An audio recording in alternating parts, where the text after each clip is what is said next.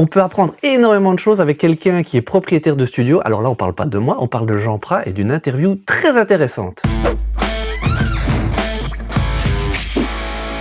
Bonjour et bienvenue à l'Académie du Gros Son. Moi, c'est André. Et moi, c'est Gérald. Alors aujourd'hui, on a une interview super intéressante pour vous, parce que c'est Jean Prat qui a reçu André dans son dernier studio en date. Et ce qui est super intéressant, c'est que Jean Prat a une grande histoire derrière lui de studio et qu'il a bien voulu partager avec nous. Et au travers de ça, vous allez pouvoir apprendre tout ce qu'il faut savoir quand on s'intéresse au fait d'avoir un studio, que ce soit commercial ou même un petit home studio à la maison. Il y a énormément d'enseignements à tirer de ça. Je te conseille donc de regarder tout ça en entier parce qu'on va partir de son premier gros studio commercial qu'il a eu à Lyon pour arriver jusque dans son home studio un peu de luxe qu'il a maintenant à Bruxelles. Et donc, il y en a un peu pour tout le monde. Donc, regarde bien jusqu'au bout. Il y a plein de choses que tu vas pouvoir apprendre, que tu vas pouvoir appliquer dans ton studio à toi. Avant d'envoyer André, je vais le projeter jusque Bruxelles dans le studio de Jean. Avant de faire ça, tu peux liker la vidéo parce que ça nous aide, on en a vraiment besoin. Donc vas-y, fais-le tout de suite là, sans réfléchir. Abonne-toi, pareil, parce que ça on en a besoin, ça nous booste, ça nous donne de la force. Et le truc que tu dois absolument faire, parce que ça va être cool pour toi,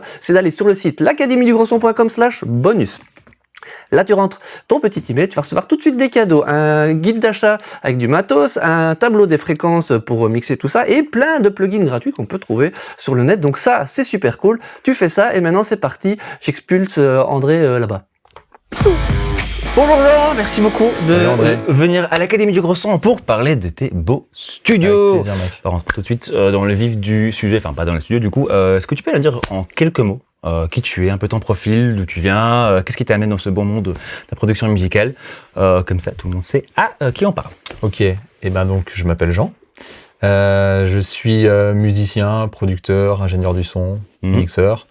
Je suis entré dans le monde du son grâce à la musique. En fait, mon père est musicien, donc j'ai été formé avec lui dès tout petit. J'ai commencé par la musique, le piano classique, les percussions classiques, la batterie. Et vers 15-16 ans, alors que je me destinais donc à une carrière de musicien professionnel, j'étais au conservatoire, j'ai décidé un peu par frustration à essayer de commencer à m'enregistrer seul, et aussi parce que ça m'intéressait. Et en fait, je me suis pris de passion pour le monde de la production. Et du coup, pour se mettre à produire, il fallait savoir aussi enregistrer. Enfin, je suis rentré dans une espèce de monde un peu magique. Multifacette. Et là, je me suis mis à enregistrer des groupes, à mixer, et puis à produire, à faire des arrangements. Donc là, t'as 18 ans plus ou moins ou... Voilà, là, j'ai 18 ans et je monte mon premier studio dans ma coloc pendant que je suis au conservatoire. On a une cave, on récupère une petite console et on se met à faire des répés, des enregistrements. Tu es où à ce moment-là? Et là, je suis donc à Saint-Étienne, en France, là où j'ai fait mes études musicales. D'accord. Et à 18 ans, je décide de retourner chez mes parents qui habitent en région lyonnaise et à ouvrir un studio résidentiel. Ok. Et à 18 ans. À 18 ans, en fait, j'ai fini mes études musicales à 18 ans. J'ai mon intermittence du spectacle et je pars en tournée à l'année de mes 18 ans. Donc en fait, je gagne ma vie. Nice. J'accompagne des artistes. Et du coup, je décide de réinvestir cet argent-là. Mes parents habitent dans une grande bâtisse, il y a une espèce de corps de ferme. Et là, on peut faire des travaux. Et en fait, je crée le premier studio il y a maintenant 22 ans, qui s'appelle le Purple Ship Studio et que j'ai eu pendant plus que 10 ans, quoi, qui était un grand studio de 250 mètres carrés avec un hébergement, une grande live room. Ça s'est fait sur plusieurs années, mais ça va. Et donc j'ai appris mon métier. On vous met des photos et tout. En montant le studio. Ok. Voilà. Oh nice, donc t'es en même temps en train d'apprendre à être ingé son. À ce moment-là, juste pour être sûr, tu es professionnellement tu es batteur. Alors professionnellement, à ce moment-là, je suis batteur. Ok. C'est ce qui me fait vivre. Voilà, c'est mon intermittence du spectacle, je l'ai parce que j'accompagne des gens en tant que batteur. Je fais de la tournée, du studio. Tu bosses avec qui à ce moment-là s'il y a des noms que tu as envie de mentionner. Alors à ce moment-là, en fait, je suis rentré là-dedans parce qu'à 18 ans, j'ai fait une audition pour un chanteur qui est plus en activité maintenant, mais qui s'appelait Gabriel Evan et qui était dans la région lyonnaise. C'était un peu l'époque Jeff Buckley et tout. Et lui, il était signé chez Sony Music. Et du coup, on est parti en tournée. En tournée, à l'époque, c'était le groupe Kyo qui cartonnait. Et on est parti 4 mois en faire les premières parties de Kyo. Et on jouait, voilà. Et après, on a fait pas mal de festivals. Et c'est les premières fois où je suis venu en Belgique, puisque on a enregistré 2 albums au studio ICP. Ah, nice. Donc à 18 ans, je me Ok. retrouve à ICP à faire des batteries Waouh. avec Gabriel Evan. Avec c'est qui un- au son? avec la première fois avec Joom Ouais. et la deuxième fois avec Erwin. Ok. Voilà, donc Ah, c'est d'accord, très on a fait marrant. toute l'équipe Oui, parce du que- ICP. C'est Ok. très marrant parce qu'en plus, j'ai jamais revu Joom, mais Erwin est venu faire des sessions dans mon Ok. studio bruxellois Ouais. il y a 2 ans. Et Des donc je lui ai années dit, après, quoi, ouais. mec, il y a 20 ans, quand j'étais un gosse et je faisais les sessions avec toi, quoi. Trop drôle. Ok. Donc voilà, à l'époque, je fais ça dure à peu près 2 ans. Mhm. Et évidemment d'autres artistes, du local. Et puis moi, je me mets à enregistrer pas mal, en fait. À Ok. enregistrer des groupes, à produire, à mixer, et à rentrer dans ce monde qu'on trouve tous incroyable, Mhm. tout en Plus- sachant qu'à l'époque, il n'y Mhm. avait pas autant de documentation Ah bah non, que certainement. maintenant pour apprendre. Donc, On est en quelle année à ce moment-là? en fait, 2000, on est quelque chose là, on est en 2002. Ok. Voilà. D'accord. Donc, il n'y a pas encore toutes les vidéos YouTube, il n'y a pas des Bah tonnes non, de forcément, tutos. ouais. Donc, à l'époque, t'es plutôt, je fais un peu de live, j'apprends avec les copains qui ont Mhm. plus d'expérience, je pose des questions et j'écoute des disques. Ok. T'écoutes des disques et t'essayes Mhm. de comprendre. en fait. Vraiment d'apprentissage par toi-même Ah ouais. sur le Ouais. champ. Ok. J'interromps la vidéo d'aujourd'hui pour 2 secondes. Savais-tu que C'est le Black Friday et c'est le meilleur moment pour investir sur tes compétences et être bon à faire de la musique. Mais comment? Ben forcément en prenant les formations de l'Académie du Gros Son.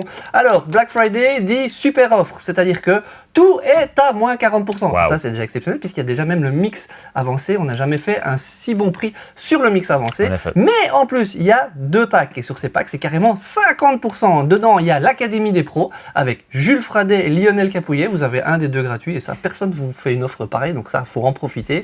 Et l'autre pack super intéressant, c'est notre méthode mix débutant pour vraiment commencer et mix avancé, qui est un peu la continuité, qui fait que vous pouvez partir de je sais pas faire un mix à j'arrive à faire un truc vraiment chouette. Yes. Faut pas trop réfléchir, ça finit le 1er décembre à minuit. Et puis après, vous le savez, à l'Académie Gros Son, vous n'êtes pas prêt de revoir une offre comme ça avant un bon bout de temps. Donc vous foncez, vous achetez, vous investissez sur vous-même et vous revenez continuer la vidéo qui est quand même aussi super intéressante. Et comment est-ce que donc à ce moment-là tu montes ton studio? Tu peux nous raconter un tout petit peu à quoi ça ressemblait dans sa première version, Alors, les plus gros challenges peut-être de ça? ça ressemble que on avait fait d'abord une première salle de répétition qui faisait 80 mètres carrés. Mhm. Mon père étant musicien, il y avait des autres gens qui étaient musiciens. Elle servait vraiment pour les répés. Ouais, cool. Donc c'était assez sommaire, même acoustiquement, mais c'était une grande pièce avec la lumière du jour qui était agréable. De là, quand moi je décide d'aller monter le Mhm. studio, il me faut une control room. Forcément. Donc il n'y a pas de communication visuelle, mais à côté il y a une autre pièce. Il faut penser à une espèce de grand truc en enfilade. Donc il y a une espèce d'accès par l'extérieur entre deux, Oh. qui deviendra en Cool. fait une cuisine. Et là, il y a une pièce qui permet de faire une régie de 35 mètres carrés avec lumière du jour. Donc je Ouais. me lance dans la construction. Ah ouais. Évidemment, j'y connais absolument rien à l'époque. Je sais juste ce que je veux faire. J'ai déjà, en tant que batteur, j'ai été dans des studios comme ICP. J'ai fait aussi tout un disque dans plusieurs cabines à Davout, par Mhm. exemple, qui n'existe plus maintenant. Mais donc, j'ai T'as au bossé moins dans d'autres vu les régies. studios. Ouais, tu Je sais à quoi sais- ça ressemble, quoi. Voilà, je sais comment Ouais. je veux que ça sonne. Je sais, Ok. j'ai déjà des idées de console, de monitoring et tout. Donc Ok, là, nice. avec mon père, on appelle un pote qui est ingé son et qui est fait aussi de l'acoustique et qui du coup va en fait nous faire simplement du conseil et nous Mhm. guider un peu. Et donc ça a été un mélange de... Il est jamais venu en fait, hein. Lui il était Ok. à 1000 km. C'est un peu coup de distance téléphone, toujours, 2-3 ok. plans, Ok. réfléchir à moi ce que j'ai vu. Mhm. J'ai pas encore conscience, par exemple, des dimensions idéales d'une pièce, de ce que c'est vraiment Bien sûr, un mode Mhm. ou ce genre de choses. Donc c'est un peu basé sur, ok, on va faire un espace qui soit agréable et on va s'arranger pour qu'il sonne bien. C'est lui qui m'explique ce que c'est un peu le concept basique d'une régie LEDE, Mhm. donc avec absorbant et puis avec une diffusion Mhm. à l'arrière. Donc en fait, elle est faite comme ça, cette régie. Et au final, il se passe quoi? Il se passe que la régie sonne bien et puis que elle est Cool. bien et j'apprends à travailler avec. Mhm. À l'époque, on n'est pas du tout comme aujourd'hui dans les choses comme SonarWorks Mm. ou Sound-ID. Enfin, on n'est pas en train de faire des mesures et d'appliquer des corrections temporelles. On est T'écoutes et plutôt, tu juges, quoi. Ouais. on écoute, tu juges, tu as tes références et tu apprends à travailler dans une régie. Mhm. Et même à l'époque, je faisais pas des mesures avec REW. Ah non, forcément. J'étais loin de ça. Mhm. C'est juste, on fait un disque, on le mixe, on apprend, et quand on va écouter dans la voiture, est-ce que c'est bien? Voilà, en fait, c'est ça. Mhm. Et on compare La avec base nos... même On compare avec nos refs. Mhm. Donc ça a été la première étape de faire la control room. Et après, on a décidé que la salle de répétition, acoustiquement, c'était parce que moi je voulais. On est dans les années 2000. On est aussi entouré de disques de rock où en fait les prises batterie, c'est les gros trucs. Il y a quand même encore du rock et il y a une esthétique assez live avec des ambiances. Et donc on veut une live room qui vive un peu. Qui et là, rend, en tout cas, voilà. quelque chose. Ouais. Et en face, moi je veux une vitre avec une live room. Et là j'ai possibilité en fait de... Il y a un espace de 60 mètres carrés qui est ouvert pour l'instant, qui donne sur une vallée. Et là, on décide en fait qu'on va fermer cet espace et on va creuser pour avoir 5,50 mètres sous plafond. Okay. Et on construit une live room de 60 mètres carrés Nice. qui fait 5,50 mètres sous Là, plafond. on est toujours dans cette ferme à tes parents. Voilà, on est en face de la régie. Oui, oui. On fait une vitre et donc on est en face. Oh, wow. Et là, je décide de faire ça avec un premier vrai acousticien qui s'appelle Tom Sand, un Marseillais, qui ensuite est revenu faire mon studio à Bruxelles, mon ancien studio. Et là, lui, du coup, il a aussi pu faire quelques modifs dans la control room en revenant. Yes. Et là, donc, c'est la rencontre avec Tom Sand et les premières questions de, voilà, moi, je lui explique ce que je veux et on décide qu'en plus, on veut faire plutôt de l'acoustique à l'ancienne, c'est-à-dire pas de mousse, pas de choses comme ça. On veut des matériaux bruts. On veut faire avec du béton, avec du bois, avec, voilà, des vrais matériaux qu'on va mettre en place pour faire de l'acoustique. Donc, ça, c'est assez cool parce que on se retrouve avec 5,50 mètres sous plafond, avec un plafond qui est fait en Schroeder, avec une partie absorbante, une partie non, un plancher massif. Gros projet quand même. Un mur tout fait en claustra, je sais pas si tu vois ce que c'est. Non. Les claustras, en fait, c'est du béton dont on peut se servir pour fabriquer, par exemple, des murs de terrasse. Donc, c'est des formes en béton, comme ça, qui font 10 cm de profondeur, mais qui sont percées. Donc, en fait, quand tu les montes comme ça, sur la hauteur, on en avait un peu disposé, ça faisait, en fait, des pièges, et du coup, ça faisait et de la diffusion et de la diffraction. C'était une surface quand même rigide. Mais donc, du coup, c'est aussi pour déparalléliser. Forcément. Ouais. Et en face, un des murs qui est fait, là, totalement en Cyporex, en béton cellulaire, et qui est monté en quinconce, comme ça. Donc, il n'y a plus aucune surface parallèle. Et du coup, on se retrouve avec une live room. Quoi, donc, et tout assez texturé. On est sur un truc assez live, où là, on a fait plein de super drums, des cordes, des pianos, voilà. Donc ça a pris pas mal de temps. Donc le studio grandissait. Et après, j'ai encore un autre espace où je fabrique 2 boots avec, on les voit pas visuellement, mais pour déporter un ampli basse, un ampli guitare, et pouvoir faire du coup. Donc je me retrouve avec un studio vrai live, mais où on a 4 espaces complets où on peut séparer les amplis, les trucs. Et ce studio, luxe, c'est cool. Ouais, je l'ai exploité pendant au moins 10 ans. Et il y a plein de gens qui sont passés. En fait, on a fait plein de trucs, on a fait plein de disques, on a fait des DVD, on a fait. Enfin voilà, ça a été vraiment une très chouette expérience et j'ai énormément appris puisqu'en plus la config a évolué. On est parti d'une console full analogue pour arriver après sur un truc hybride, pour arriver à la fin avant que je parte à Bruxelles sur un truc in the box. Donc il y a eu, c'était une super belle expérience et un studio où on a fait beaucoup de beaux disques localement et aussi en national avec des super chouettes zikos. Trop cool. Et à un moment, le studio était booké aussi par Miloko. Miloko, donc qui est un booker anglais. Donc on a fait, sur la fin, j'ai fait un peu de l'international. Il y avait des groupes qui venaient d'Angleterre, comme on faisait de l'hébergement, et qui restaient une semaine. Donc ça, c'était assez cool. Trop bien. Et donc du coup, à ce moment-là, est-ce que c'est toi qui gères toujours le studio? Enfin, est-ce que c'est toujours toi l'ingé son? Est-ce que tu le loues un peu? Alors, est-ce que c'est, je pense qu'à l'époque, c'est 70% du temps, c'est moi qui fais les sessions. Et le reste, c'est tu deviens un bon belge. Je suis content. Voilà. Je fais très attention. On est sur une chaîne YouTube belge, je dis 70. Et 30% restants, c'est des ingénieurs externes qui viennent. Quand même, c'est pas rien. Et avec le temps, il y en a plusieurs qui revenaient régulièrement.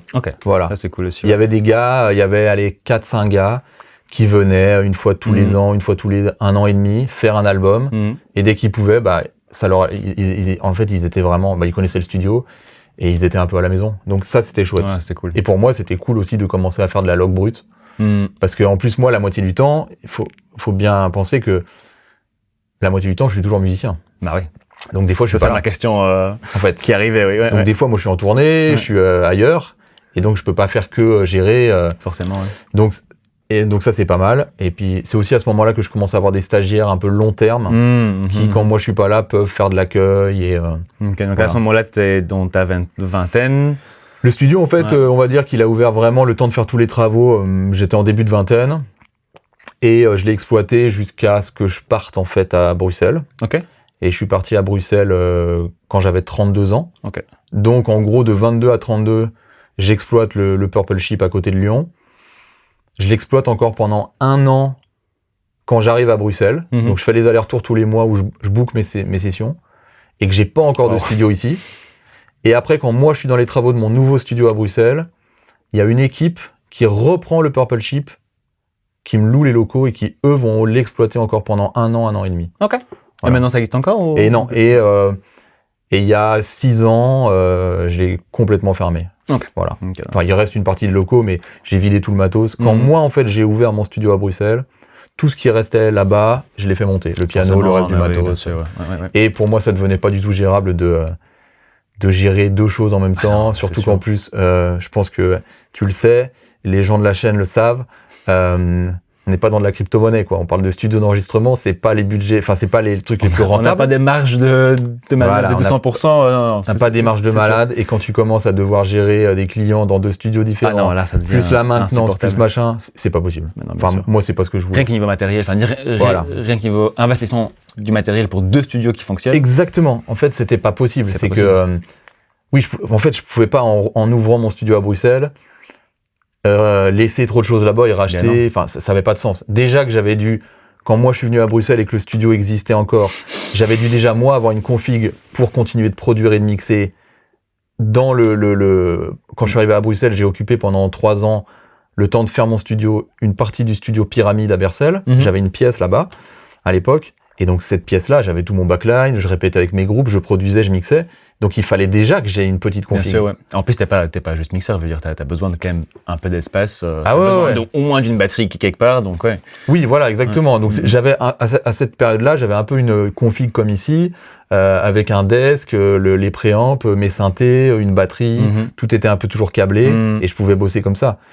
Mais donc au bout d'un moment, c'était juste pas gérable financièrement pour moi, à mon échelle, d'avoir tout en double. Enfin, c'était. Bien sûr. Et puis il y a un moment où j'ai décidé réellement que j'allais rester ici, en Belgique, à Bruxelles, et que j'allais plus revenir là-bas. Donc, on est passé à autre chose. Voilà, exactement. Ok, cool. Donc, t'as 10 ans de ce projet-là. Ouais. Est-ce que tu pouvais peut-être citer la plus grosse leçon que t'as reçue de ça? Ou en tout cas, un truc qui t'est vraiment resté, que t'as utilisé dans tes autres studios depuis. Donc là, on est sur le 4e sous la liste. Alors, ce que je savais quand j'ai débarqué à Bruxelles et que j'ai construit donc le 2e studio commercial, donc le Pieuvre Studio, après avoir exploité pendant 10 ans le Purple Sheep, je savais exactement dans quelle taille de studio je devais me situer par rapport à la demande, par rapport au prix que je pouvais espérer en tirer. Et je savais aussi que, par exemple, au Purple Sheep, il y avait une espèce de dualité où et ça se fait comme ça maintenant, c'est un studio résidentiel à la campagne. S'il veut pouvoir continuer d'exister, c'est mon expérience évidemment, mais ça doit être un studio très haut de gamme qui peut attirer de l'international et où les gens arrivent sur place et même ils viennent même pas avec leur instrument, t'as un backline de fou, t'as vraiment du matos de malade. C'est très dur, je trouve, de proposer une offre entrée de gamme. Si c'est un résidentiel, tu vas attirer du local, mais surtout quand t'es en dehors d'une ville. Les gens... Au final, moi, je me retrouvais à faire très peu de sessions à la journée parce que c'était à 45 minutes de Lyon. Ouais. Donc, personne. Tu viens pas juste comme ça. Tu viens pas juste comme ça. Une journée d'un truc. Ouais, voilà. Les gens, ils ont besoin d'avoir les choses sur place, ils vont pas bouger et tout. Et donc, faire un studio résidentiel à la campagne qui soit juste milieu de gamme, mais pas super haut de gamme, c'est pas facile. Donc, je savais en tout cas que quand je voulais arriver à Bruxelles, comme j'étais en ville, je voulais plus exploiter un endroit aussi grand. Parce que 300 mètres carrés de studio, ça s'entretient et ça coûte des charges. Et surtout... Rien qu'à s'imaginer le prix mensuel de ça. Donc, et là encore, tu vois, c'était à la campagne et tout, mais bon, à chauffer, etc. Une allume de console, de grosse console, ça consomme. Mais donc, peut-être la meilleure leçon que j'ai eue, c'était d'arriver à faire des lieux qui nous fassent plaisir, évidemment, mais qui sont en adéquation avec un marché et avec des vrais besoins. Quand je suis arrivé à Bruxelles, je me suis dit, je vais pas empiéter sur les plates-bandes de gros studios qui sont là depuis très longtemps, comme ICP, comme le studio Jet, comme le Dada, qui sont des très grands studios avec des très grandes live rooms ils sont déjà au moins 3-4, il n'y en a pas besoin de plus. Limite, il y en a un en trop. Ouais. Voilà, on n'a pas besoin de d'autres studios, de home studios de producteurs, parce qu'il y en a plein qui vont faire des prises voix pour 25 €. Moi, je veux me situer un espèce je veux faire un studio de musiciens pour les musiciens, et c'est pour ça qu'au Pieuvre, il y avait une régie centrale et 3 live rooms autour. C'était trop bien. Et ça permettait à tout le monde de se voir. Et moi, je voulais surtout aussi pouvoir séparer les choses.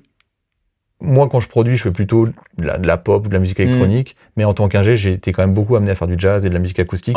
Parce qu'en tant que musicien et ingé, j'adore faire ça et mixer ça. Et au Purple Sheep, j'avais un peu souffert d'avoir qu'une grande pièce et de devoir tout le temps gérer avec la diaphonie, la repisse entre les musiciens. Parce que si je les séparais trop, il n'y avait plus de contact visuel. Donc là, je voulais pouvoir faire des drums, des pianos, des contrebasses et séparer. Et c'est ça qui a bien fonctionné au Pieuvre. D'ailleurs, les gens venaient faire des trios, des quartets. Et on a même fait ensemble des disques de rock ou des disques de pop. C'est ça. Et là, j'avoue, on avait une batterie jouée très, très, très fort. Voilà. Juste à côté de la chanteuse, etc. Aucun problème. Voilà. Et au final, c'est peu de répis qu'il y avait. En fait, ça fait juste un tout petit peu de trucs un peu cool. Oui, voilà. Et c'est vraiment. Ça dérangeait pas du tout. Mais du coup, je trouvais ça cool d'avoir un studio qui finalement est pas minuscule parce que ça faisait quand même plus que 100 mètres carrés. Bien gros, quoi. Ouais. Mais ça reste quand même à une taille humaine où en fait, t'es quand même un peu proche de tout le monde. Et il y a un truc de convivial et pour moi, quelque chose qui est super important, c'est le matos, évidemment, mais c'est l'atmosphère. Un studio, c'est une atmosphère. Tu dois pouvoir entrer, être dans une atmosphère créative, une espèce de cocon où tu te sens bien. Et c'était très important pour moi qu'il y ait un choix de matos assez spécifique, évidemment, des espaces acoustiques qui soient bien, mais qu'il y ait aussi une déco, une vibes, la lumière. De fou, Et d'ailleurs, en peu de temps finalement, parce que donc voilà, le Pieuvre, je l'ai revendu, j'ai encore changé, j'ai arrêté de faire ça. En peu d'années, on a fait beaucoup de vidéos aussi, parce que le lieu était très beau et rendait bien. Tu venais avec une cam, ça rendait bien. Ça sonnait bien, ça rendait bien. Tout à fait. Donc, je suis très triste, c'était mon studio préféré. Voilà. Je crois que de tous les studios où j'ai travaillé, c'était mon préféré. Ouais, parce que justement, il y avait tout en même temps. Il y avait et le matériel, et le son, et la convivialité, et la facilité de travail, parce que du coup, tout était très rapidement accessible, mais séparé, et surtout une vraie vibe. Une vraie vibe. Et évidemment, l'acoustique des lieux est une longue journée, quoi. Je veux dire, ça a pris du temps, quand même. Ouais, ça a pris du temps, et puis je veux dire, j'ai l'impression que c'est un work in progress constant, quoi. Bien parce sûr, que on apprend plein de choses. D'ailleurs, attaquons ça. Donc là, tu as quitté Lyon. Tu fermes, enfin en tout cas, tu es sur la fin de ton premier studio commercial. On parle bien d'un studio qu'on loue. C'est pas juste ton outil de travail en tant que musicien. C'est un studio où il y a des gens qui viennent et qui louent. Peut-être avec toi, peut-être pas. Exactement. Et donc tu viens à Bruxelles pour rouvrir un studio commercial. Toujours. Ok, cool. Ça c'est il y a maintenant 5 ans, un truc comme ça. C'est il y a 8 ans. Il y a 8 ans. Enfin, je suis arrivé à Bruxelles il y a 8 ans. J'ai commencé les travaux un an après, le temps de trouver le lieu. Voilà. Oui, bien sûr. Et il y a eu 2 ans de travaux. Donc en fait, je pense que si je dis pas de bêtises, le studio a ouvert il y a 5 ans et demi. Je l'ai exploité 3 ans et demi, 4 ans et je l'ai revendu. Waouh. Voilà. Ça a été en fait finalement assez court. C'est très court, ouais. J'étais très très étonné quand tu m'as dit que. Mais en même temps, on a fait énormément de disques. En peu de temps, on a fait beaucoup de sessions en fait. Mais cool, ok. Donc du coup, tu ouvres ça. Donc le gros truc qu'on a appris, c'est la bonne taille du projet pour que ça s'intègre dans le marché un tout petit peu. C'est quelque chose que tu as étudié avant de venir à Bruxelles, un peu le marché qui existe ici, ou tu avais déjà une bonne idée de ce qui se passait? En fait, les premières années où je suis arrivé à Bruxelles, donc comme je t'expliquais, je suis resté les 2 premières années, même 2 ans et demi, dans une pièce du studio Pyramide à Bercel, que je louais là-bas, où j'avais... et quand je suis arrivé, en fait, je faisais que mes projets musicaux. Je ne faisais plus de sessions en tant qu'ingé. Par choix ou juste par choix. J'avais décidé que ce moment-là, je me concentrais en fait sur mes projets musicaux personnels. Donc de la création. Voilà, de la création, et que je voulais donner du temps à ces projets. Pas de l'accompagnement. Voilà. Donc évidemment que je continuais à enregistrer des batteries pour d'autres gens, je continuais à mixer des disques, Mais le gros de mon temps était pour moi mes projets de création. Ok. Je bossais, je produisais. Et donc dans cette pièce, c'était un peu une pièce multifonction, qui était un peu le truc dont j'avais toujours rêvé en fait. Tout est un peu câblé, tu veux enregistrer une idée, voilà. Donc Tu te retournes, tu t'assois, boum, c'est parti. exactement. Quoi, Je pouvais faire des drums pour d'autres gens. J'adore. Et en même temps, du coup, le lendemain, continuer mes projets et faire des synthés. Mhm. Voilà. Mais je sais que je vais devoir. J'ai envie d'ouvrir un studio Ok. et de trouver un équilibre entre. Je veux ouvrir une plus petite structure que ce que j'avais avant Mhm. et j'ai envie de continuer moi de produire, enfin de plus en plus produire et d'avoir un lieu vraiment hyper pro pour faire ça à ce moment-là. Et je me dis que à Bruxelles, il y a peut-être un truc à faire, comme je disais tout à l'heure, entre des toutes petites structures et des grosses structures et de trouver un truc C'est au vrai. milieu. C'est vrai. D'ailleurs, depuis que tu as fermé, Voilà. de nouveau, on est un peu en pénurie. Donc, Ouais, bon, ça c'est. je dis ça, je dis rien. Ouais. Et je tombe sur un lieu, et en plus il y a un lieu de vie, et du coup on décide à l'époque, j'étais venu avec ma famille, d'acheter cette maison et on se met dans les travaux pour faire ça, quoi. Mhm. Voilà. Et ouais, ça a été une belle aventure. Évidemment, il y a mon frère avec qui je bosse tout le temps, avec qui je produis, avec qui je fais de la musique, qui lui en fait à ce moment-là me rejoint à Bruxelles et pendant 2 ans et demi, on fait tous les travaux tous les deux en fait, Wow. avec en plus très peu Chouette projet, ouais. de Ouais. corps de métier externes puisqu'on fait quasiment tout. Ok. Pour aussi maîtriser les coûts.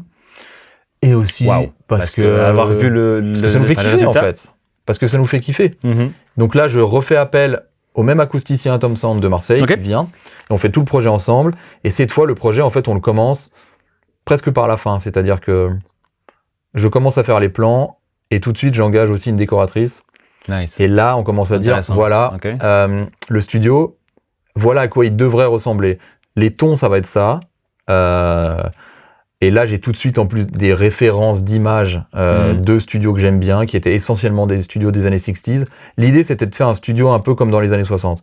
Et du coup, je dis à l'acousticien... Ça faisait très voilà. Londres années 60. Hein. Je dis à l'acousticien, du coup, les traitements acoustiques qu'on va construire, ils doivent être dans cet Dans le état visuel, d'esprit-là. quoi. Donc, en fait, on veut du bois, couleur cuir, on veut de la brique, les diffuseurs... Enfin, on veut pas des choses qu'on va acheter tout près ou on va tout fabriquer, quoi. Donc, on veut du bois, du béton.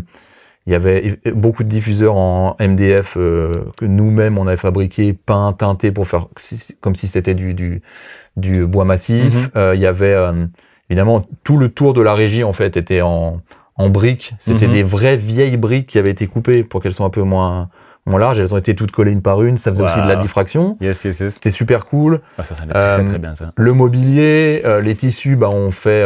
Enfin, tu vois, la décoratrice vient, on fait des choix de couleurs et tout. L'éclairage aussi. Donc, on a pensé à tous ces trucs-là au moment où on attaquait le gros œuvre. Wow.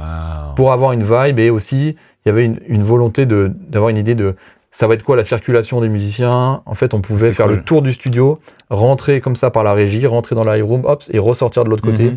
Pas toujours Voilà. devoir se Et du coup, croiser, tu peux avoir être un peu bloqué. 2 entrées, 2 sorties. Ça faisait un truc assez circulaire et aussi très important que j'avais fait dans un deuxième temps au premier studio, c'est que je prends tout de suite en considération le fait qu'il faut une climatisation qui fasse chaud et froid en continu et qui soit pas des blocs de clim que tu mets dans les murs. Il faut que ce soit un gainable. Il faut que ça fasse tout le tour du studio, qu'on puisse enregistrer avec la clim ou le chauffage et que ça fasse pas un bruit et qu'il y ait une circulation d'air tout le temps. Et on connaît trop les régies où t'as hyper froid parce qu'il faut refroidir la console ou alors hyper chaud parce qu'il n'y a pas de clim et tu vas dans la live room et là, c'est pas c'est l'inverse.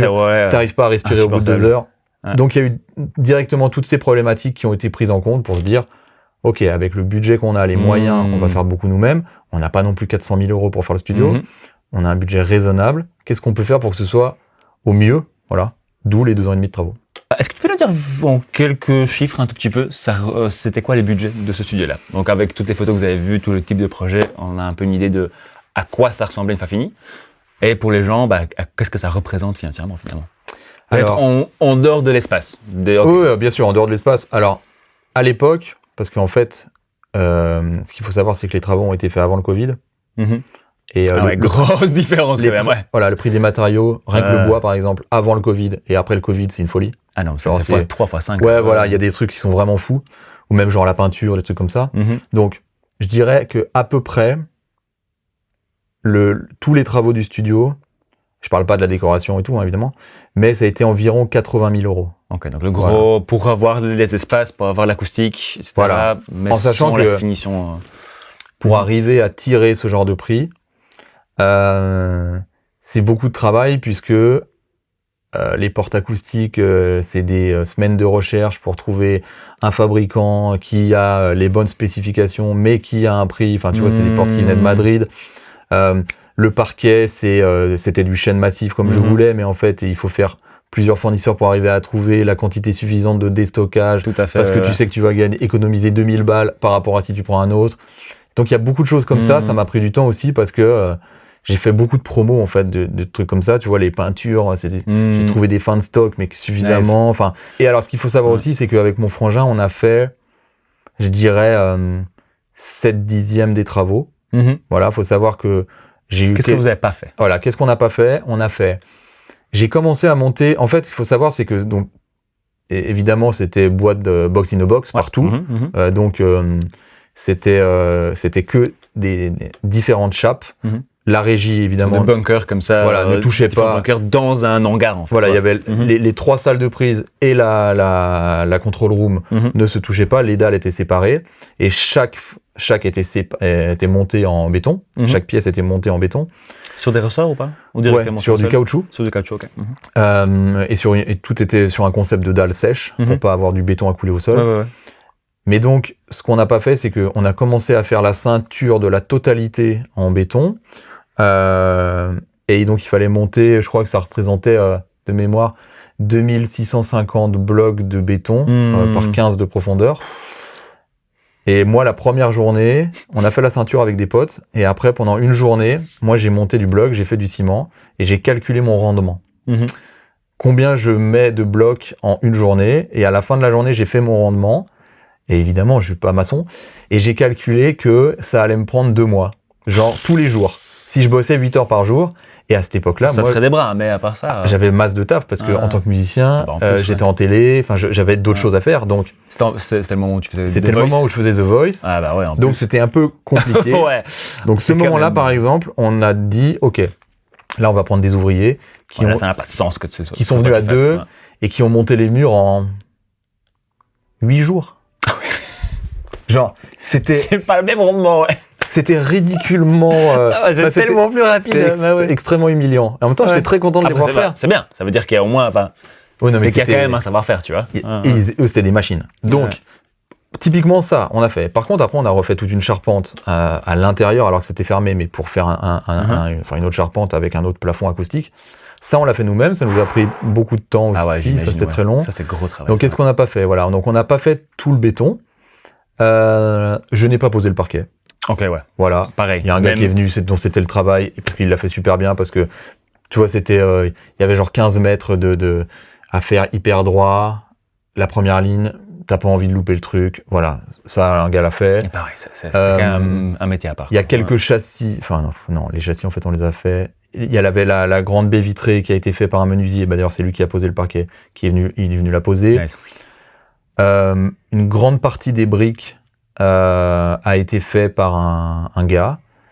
Et enfin, il y a un peu de tissu dans la régie qui a été posé par un ouvrier, une partie du tissu, parce que moi, j'avais pas le temps de le faire. Voilà, ce genre de conneries. Tout le reste, on a fait. Voilà, tout le reste, on a fait. On a construit les châssis il y avait de la lumière du jour au plafond, c'était des châssis de 2 mètres par 1 avec chaque fois des doubles vitres, du triple vitrage, et il y avait 2 châssis. On les a fabriqués nous-mêmes, on les a installés nous-mêmes. Il y avait Le poids du truc? C'était 200 kilos la vitre. On a fait ça avec un monte-charge au vérin. Ça, c'était vraiment fantastique. Ça va être drôle comme journée, ça. Dans la Pour le mettre régie, il y dedans, avait 1, 2, 3, 4, 5, 6, 7. Il y avait 7 châssis qui donnaient sur tout le tour. On les a fabriqués aussi, à chaque fois des doubles châssis, donc 14 châssis qu'on a posés nous-mêmes. Les portes qui faisaient 185 kilos, on les a fait avec un des ouvriers qui a monté le moellon, mais on les a montés avec lui. Ah, puis voilà, la peinture, tout ce qui est les traitements acoustiques, le diffuseur, on a construit tous les diffuseurs. Et oui, il y avait un immense Schroeder dans la régie, je sais pas si tu te souviens, un noir. Bien, ouais. On aurait dit des tuyaux d'orgue là, que l'acousticien était trop content de designer et tout. Ça rendait super bien, il est très beau. Et ça, c'est le gars qui a mis le tissu dans la control room qui l'a fait. Nice. Moi, j'étais pas là. Et lui, il était hyper minutieux. Il a adoré faire le truc. On a fait couper le bois, il l'a assemblé, il l'a jointé. Trop bien. Voilà, ce genre de truc. Et sinon, tout le reste, on a fait. Ok. Donc, c'était vraiment un boulot de malade. Ouais, donc là, ça vous a pris 2 2 ans ans, et c'est ça? demi. 2 2 ans et demi, de travail? Est-ce que le studio était déjà opérationnel à un moment donné? Je veux dire, est-ce que tu t'es arrêté dans les travaux pour commencer à bosser ou est-ce que... Ouais. Alors, le studio a été, c'est le classique aussi, a été opérationnel 5 jours avant le confinement. Voilà. En gros, il était opérationnel. Parfait. C'était parfait. Et donc, Waouh. en plus, j'avais déjà des disques de prévus. Ah oui. C'était quoi le genre au mois de mars? 15 mars? Un truc comme ça, ouais, 17 mars, un Ouais, truc voilà, comme ça. le 10 mars. En fait, j'avais des sessions qui commençaient le 1er mai, Ouais. un truc comme ça. On a fait un c'est disque parfait. d'ailleurs, on a fait 15 jours au tout début du confinement, avec des gens que je connaissais très bien, des potes, on devait faire un disque, on l'a fait. Et il y en avait d'autres qui se sont du coup un peu décalés. Mais au final, pendant le confinement, bah moi ça m'a servi puisque j'ai fait beaucoup de drums, j'ai fait des vidéos, on a fait des vidéos à distance, j'ai quand même fait quelques disques. Et avec mon frangin, on a continué à faire de la finition parce qu'évidemment on ouvrait, mais les finitions n'étaient pas terminées. Voilà. Donc on a profité. C'est cool. pour continuer Au moins ça. ça vous a pas retardé encore jusqu'à la fin du projet pour faire les finitions, quoi. Mais on était à un moment où là il fallait que ça ouvre, il fallait que ça tourne, et il y avait des demandes, enfin tu vois, il fallait travailler quoi. Voilà. Bien sûr, ouais. Et puis à un moment donné, faut que l'argent rentre aussi. Tu viens de dépenser. Oui, c'est ça. Oui, c'est ça. Voilà. Okay. Il y a des crédits, je veux dire. Mais c'est sûr. Voilà, il y a un moment, tu as un business plan, les crédits, il faut commencer à les rembourser, quoi. Donc, il faut qu'il y ait des clients. Ouais. Donc là, à partir de ton studio à Lyon, est-ce que tu t'es séparé du matos? Est-ce que tu as racheté des trucs? Comment est-ce que tu as pensé à la chose du coup? Est-ce que tu avais tout ce que tu avais besoin et tu avais juste besoin de l'espace? Ou est-ce que tu as carrément repensé un peu le studio J'avais en grande partie besoin de l'espace. Okay. Ma grande console Trident qui faisait 3,20 m, j'avais une Trident TSM, un bac 48 immense, elle faisait vraiment 3,18 m, tu vois. Ouais. Cette console-là, elle avait déjà été en grande partie démantelée et transformée en module stéréo. Cool. Ouais. Beaucoup plus utile finalement. Ouais, après il y en a beaucoup qui ont été vendus, enfin bref. Du coup, il y a une grosse partie, évidemment, des micros, des préamps externes, tout le backline, mon piano Bösendorfer à l'époque, enfin tout ça qui a été rapatrié au pieuvre. Et j'ai juste adapté un petit peu la config en me disant, ouais, tu vois, le Pro Tools a changé, j'ai changé les convertisseurs, et j'ai acheté cette petite console Chilton qui est magnifique, qu'on verra demain à l'autre local, qui est une console anglaise faite pour la BBC. À vendre, donc si jamais il y a quelqu'un qui est intéressé, bon, ça se trouve, le moment où ça sort, elle sera plus là, mais si jamais. Voilà, j'avais quand même envie d'avoir une console au centre au centre du studio. Donc j'ai un peu repensé ça. Donc ouais, j'ai un peu revendu des trucs, racheté des trucs pour adapter la config. Mais évidemment, moi j'avais déjà fait il y a 10 ans avant une grosse partie de l'investissement et puis de manière régulière. Les micros, pareil, je m'étais constitué un parc de micros assez large. Donc ça a été juste de l'adaptation. Okay. Mais je partais évidemment pas de zéro, j'avais déjà un autre studio. T'avais déjà bien assez, cool. Ok, cool. Ouais, c'est plus de l'adaptation. Et puis aussi un peu d'update sur des trucs habituels qu'on update régulièrement, donc tout ce qui est convertisseur, tout ce qui est système Pro Tools. Voilà. Et puis quand tu fais ce métier pendant longtemps, évidemment, au fur et à mesure, tu sais ce que tu aimes, ce que tu aimes moins, vers quoi tu veux tendre, bien sûr. Tes manières d'enregistrer, de produire, donc ton parc de matériel, il évolue aussi en fonction de tes besoins et de ce que tu veux. Et je pense que même si on arrive au bout d'un moment à être fixé sur certaines choses, évidemment, par exemple, apprendre à connaître un parc micro quand tu fais de la prise de son, ça se fait pas en 5 minutes. Pourquoi tu aimes ça? Pourquoi? Parce que apprécier un micro, ça va du moment où tu enregistres jusqu'au moment où ça sort et que c'est masterisé. C'est un processus qui est très long. Moi, je ne juge pas un micro sur 10 minutes sur la prise brute. Sur la prise brute, c'est comment il est malléable au traitement, comment il réagit quand tu le mixes, jusqu'au produit final, tu vois. Et donc, ça prend du temps en fait pour appréhender ces choses. C'est très long en fait. Il faut beaucoup d'années en fait. Est-ce que alors là, ça sort un peu du sujet, mais est-ce que c'est quelque chose que tu fais comme effort actif de te poser la question, ah bah tiens, je me rappelle que j'ai pris ce micro-là, blablabla, comment est-ce que ça donne dans le truc fini? Ou est-ce que c'est quelque chose qui se passe un peu derrière Alors, aujourd'hui, avec le temps, je pense que j'ai des outils qui me permettent d'arriver à un résultat qui est dans ma tête ou que je peux garantir à mes clients ou pour moi, parce que ce matériel, il m'a accompagné et j'ai pu le tester de A à Z. Voilà. Et le choix de micro, les préamplis, plein de choses, le backline, un instrument, comment un instrument sonne dans un studio et autre que dans un studio, pourquoi on accorde des choses de telle manière. Dans un autre contexte. Exactement. Sûr, ouais. il y a des batteries qui sonnent bien dans le contexte d'un enregistrement, d'autres moins. Pourquoi les pots, les trucs. Enfin, il y a tout un tas de choses qui fait que il y a un moment où moi j'étais vraiment constamment en recherche active de comprendre pourquoi ça a marché, pourquoi ça n'a pas marché. Nice, okay. Et tu fais des vrais mémos mentaux. Et même tu prends des notes réellement, genre voilà, faire des voix avec ça marche, sauf que après c'est trop ou c'est pas assez. Ou une fois que tu es en processus de mix et que tu as un peu démodifié les choses, et bah, tu t'aperçois que celui-là, finalement, il est un peu creux et qu'il a trop d'harmoniques un petit peu agressives, alors qu'en prise de son, on s'en était pas rendu compte, etc. etc. Et tu apprends à connaître les choses. Et du coup, même moi, aujourd'hui, quand je me balade dans d'autres studios pour faire de la prise de son, il y a une grosse partie de mon parc micro que j'emmène parce que je sais que ça va m'apporter un résultat que je connais et que je peux un peu garantir. Voilà. Donc, c'est comme si tu devais peindre, mais t'as que la palette de couleurs d'une autre personne. Ouais. Tout de suite, t'es un peu... On a tous nos outils et on apprend à les connaître, à les utiliser. Et ouais, tout ça, ça prend du temps, en fait. C'est de l'expérience. Et aussi, l'acoustique. On comprend après quel est le rapport d'une prise de son, le rapport entre l'instrumentiste, l'acoustique, comment vient interagir le micro là-dedans, suivant aussi l'endroit et l'acoustique de l'endroit, pourquoi ce micro-là, pourquoi un autre, parce que t'as déjà un peu essayé beaucoup de choses et du coup tu peux arriver à appréhender quoi. On va faire de la polémique. Ouais. C'est quoi le pourcentage d'incidence sur le son final entre l'instrumentiste, l'instrument, le micro, préamp? Voilà, déjà c'est ces quatre-là. Alors, ça remet un peu les pendules à l'heure. Alors c'est très personnel, mais je pense qu'on peut rajouter câble convertisseur si tu veux. Alors pour moi c'est instrumentiste le plus important. Il y a rien de plus important. La personne qui joue. 50%, 80%. Ouais, disons. Allez, on va être un peu fort. 50%. Son instrument, mais je dirais son instrument ou sa capacité à s'adapter à un instrument, parce que tu peux enregistrer avec une très mauvaise batterie. Tout à fait. Si c'est quelque chose que tu recherches et que le gars a un super feeling. Voilà.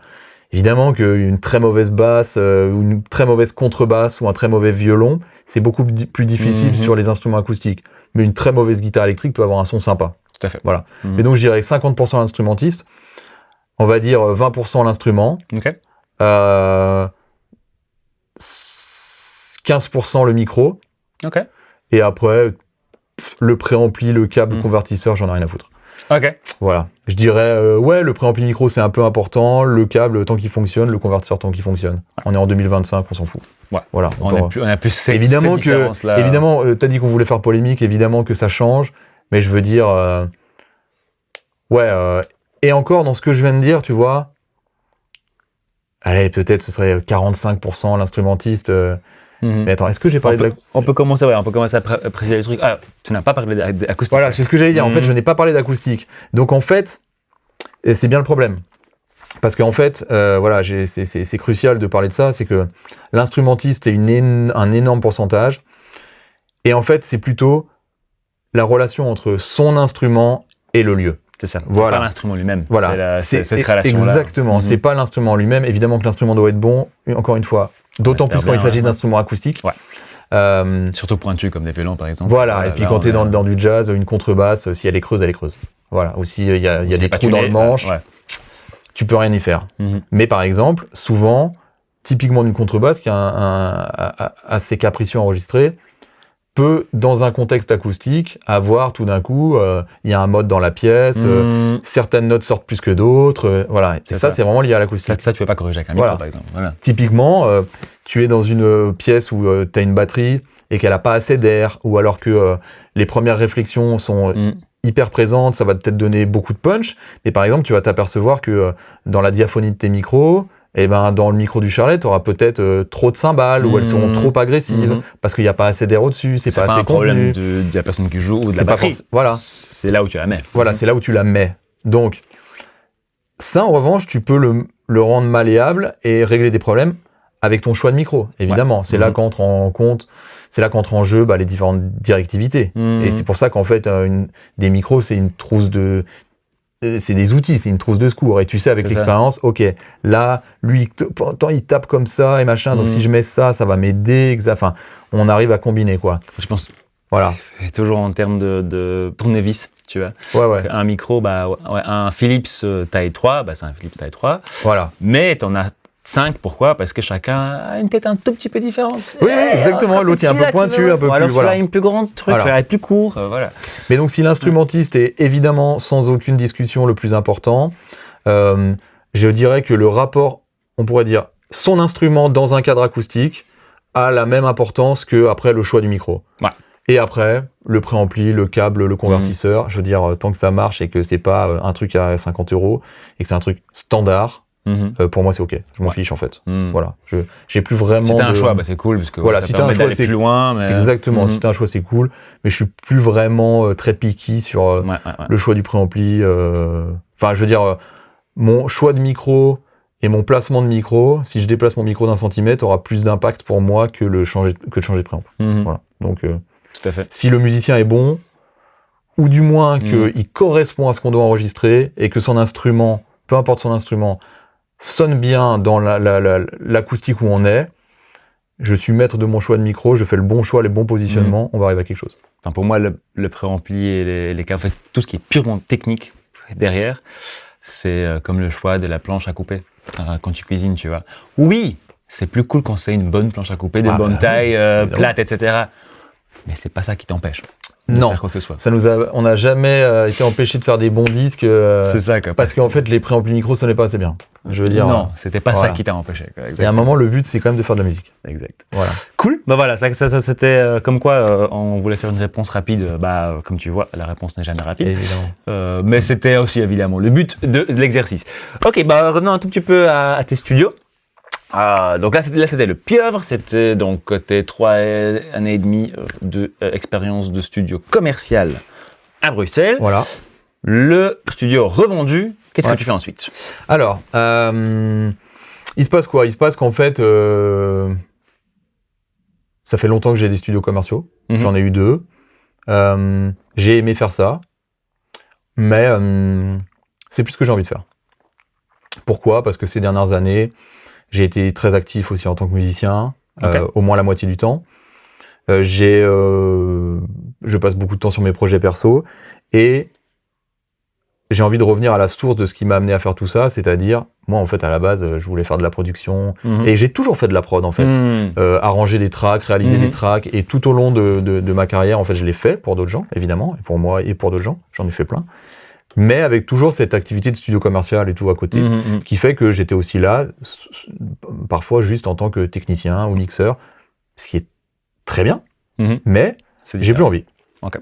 Donc je décide, là, il y a quelques mois, en fait, j'ai vendu... là, on tourne la vidéo, on est en octobre 2025. J'ai décidé de vendre le studio en mai 2024, donc il y a à peu près un an et demi, et je l'ai vendu. Je l'ai vendu, là, il y a un peu moins d'1 an. Là où on tourne, je veux dire, je l'ai vendu, les clés ont été données au mois d'avril, mais voilà, ça s'est vendu en gros, en tout début d'année, en janvier 2025, ça a été vendu. Et là, la réflexion, ça a juste été, ok, j'adore avoir un studio commercial, c'est pas un business florissant, malheureusement. Je travaillais vraiment beaucoup, faire beaucoup de sessions. Et en plus, j'ai toujours eu à cœur d'avoir des studios avec plein de micro vintage, plein de périphes. Là, maintenant, c'est cher. J'ai toujours voulu proposer une qualité de service où les gens viennent, le matériel, il marche. Donc, en bout de chaîne, c'était beaucoup de travail pour pas assez de temps pour ce que moi, je voulais vraiment faire. Et le lieu, j'avais pas le temps de m'en servir assez pour moi parce qu'il fallait qu'il soit tout le temps booké et aussi parce qu'il y avait beaucoup de demandes. Donc je me dis, voilà, là c'est le temps de passer à autre chose. Je vais revendre ça et repartir sur 2 autres projets en fait.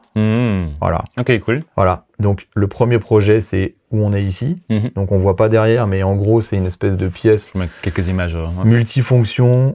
Qui est en fait ma pièce de mix, où là je me suis installé, j'ai fait de l'acoustique pour pouvoir mixer tous les projets que je fais.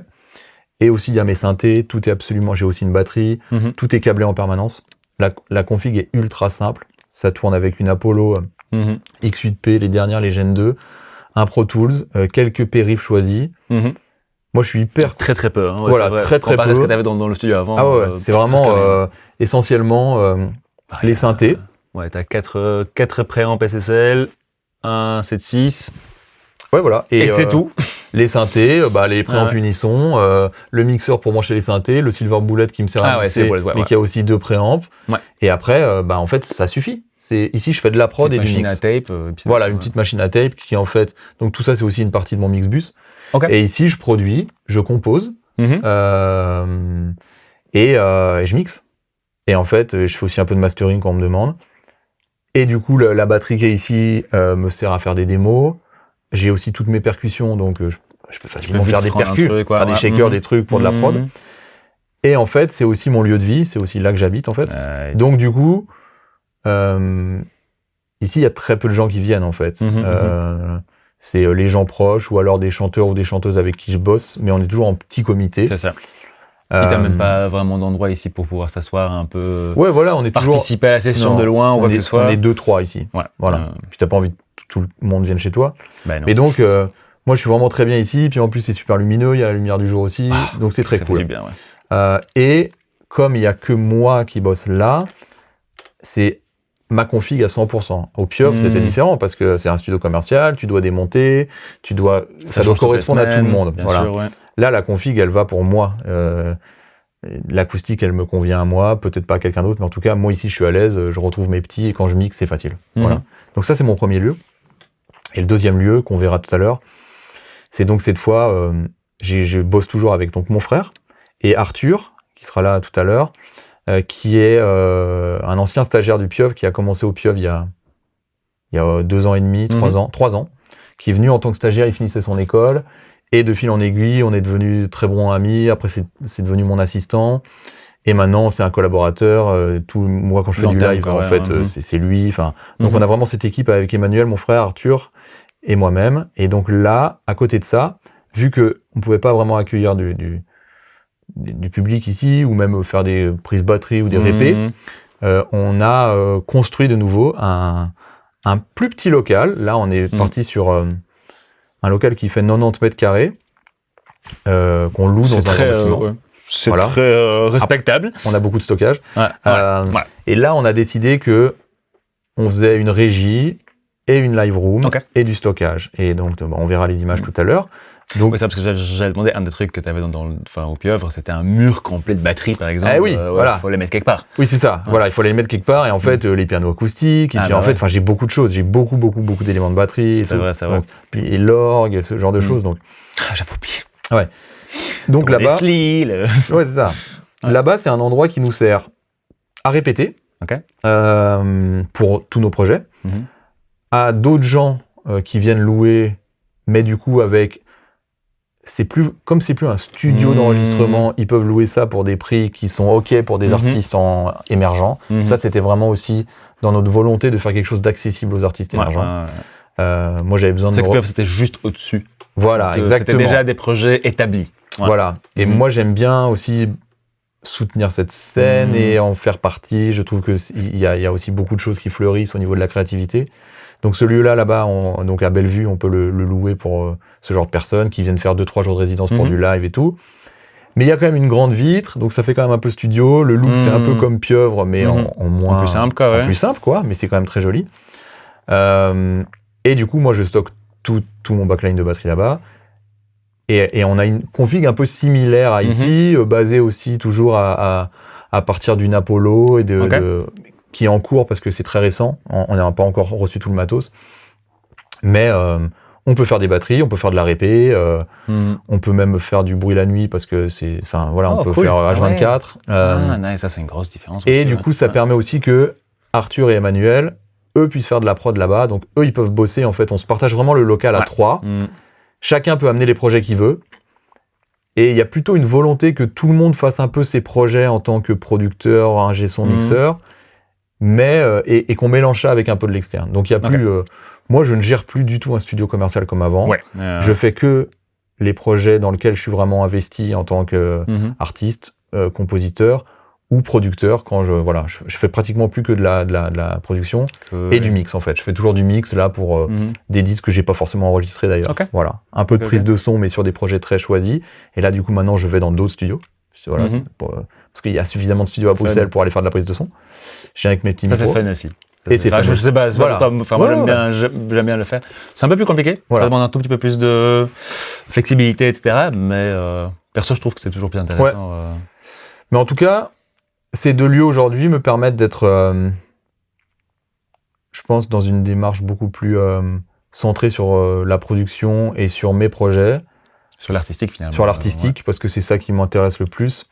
Et avec moins une dimension de c'est un studio commercial, donc ça doit tourner parce que ça coûte de l'argent. Et on a aussi fait des choix de matériel en fonction de ça. Voilà. Ok. Quelque chose en particulier que tu as en tête là, Bah, par exemple, on travaille beaucoup, enfin ça fait quelques années que je travaille beaucoup avec les Universal Audio, mais là on se met aussi à travailler avec les préamplis Unison parce que c'est très pratique, parce qu'il y a du recall. Pour ceux qui savent pas, tu peux vite nous dire en 2 mots c'est quoi? Ouais, bah Universal Audio en fait ils proposent toute une gamme d'interfaces en fait, de cartes son.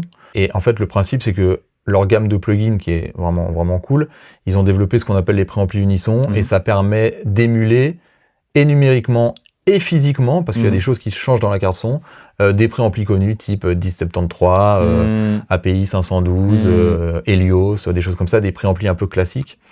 Et du coup, quand tu choisis les émulations, eh ben, physiquement, il y a aussi des choses qui changent à l'intérieur. Et du coup, ça émule aussi les différentes impédances, la réponse en fréquence, voilà.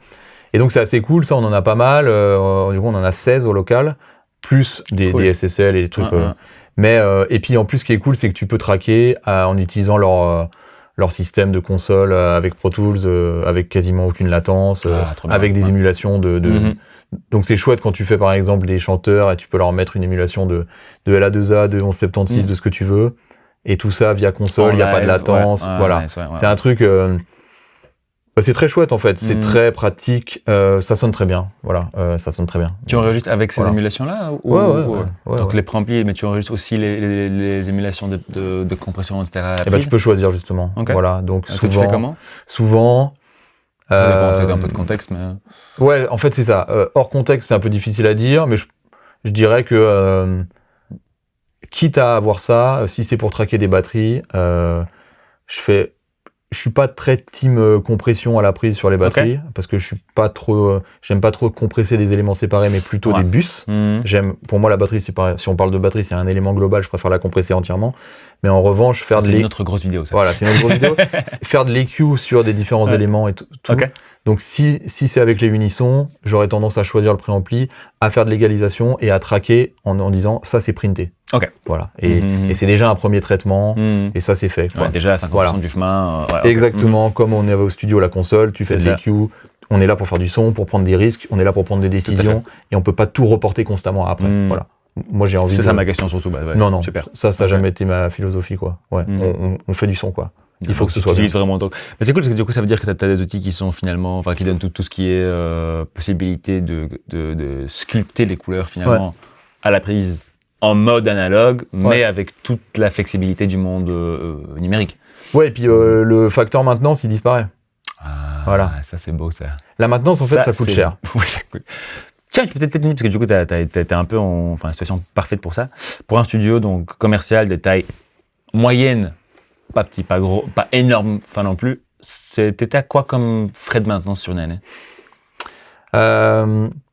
J'imagine que ça s'égalise un peu sur plusieurs années. Mais ça s'égalise un peu parce qu'en fait, il y a eu un moment où il y a eu beaucoup de maintenance d'un coup à faire sur les micros.